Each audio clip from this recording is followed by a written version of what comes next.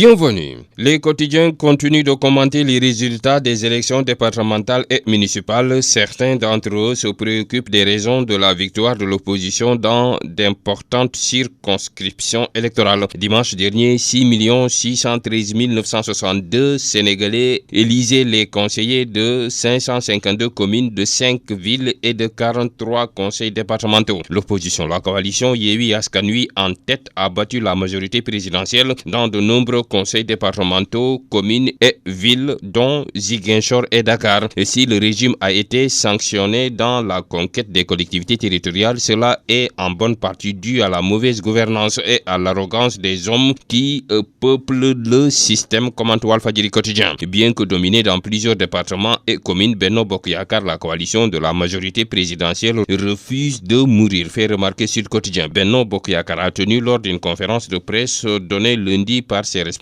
à affirmer sa domination à l'échelle nationale. Selon le même journal, les leaders de la coalition ne s'avouent pas vaincus car, disent-ils, Benno Bokk Yakaar est majoritaire dans les conseils départementaux et municipaux de 10 des 14 régions du pays. La défaite de la majorité présidentielle dans plusieurs communes, villes et conseils départementaux est le résultat de déroutantes ambiguïtés de son leader Macky Sall, selon le quotidien. Le président a parfois des déclarations malheureuses. Il a déclaré, parlant de Sindiély Wade, la fille de l'ex-président de la République Abdoulaye Wade, et d'autres, qu'il gardait sous le coude certains dossiers judiciaires. Des années plus tard, il ajoute que pour des raisons de sécurité nationale, on ne pouvait laisser mettre certaines personnes en prison, fait-il remarquer. De toute façon, la coalition Benno Bokk Yakaar ne s'avoue pas vaincue malgré les résultats provisoires en faveur de Yewwi Askan Wi, lit-on dans Vox Populi. L'APR, le parti de Macky Sall et ses alliés, déclarent être majoritaires dans 32 des 43 conseils départementaux comme dans la plupart des communes, rapporte le journal. L'analyste politique Moussa Diaw, interrogé par l'AS, estime que la défaite de Benno Bokk Yakaar dans plusieurs collectivités territoriales est le signe d'un désaveu de la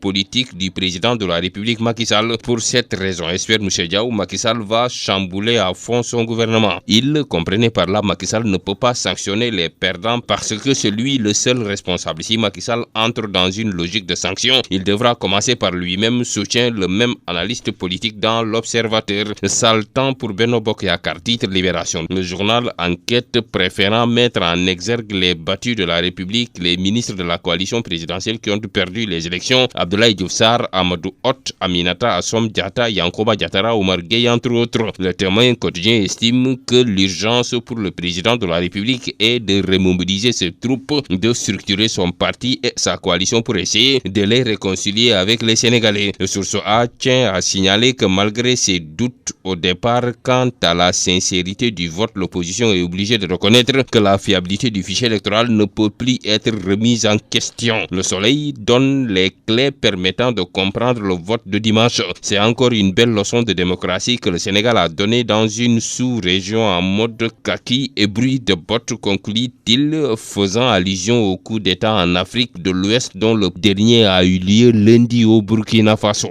Bonne lecture.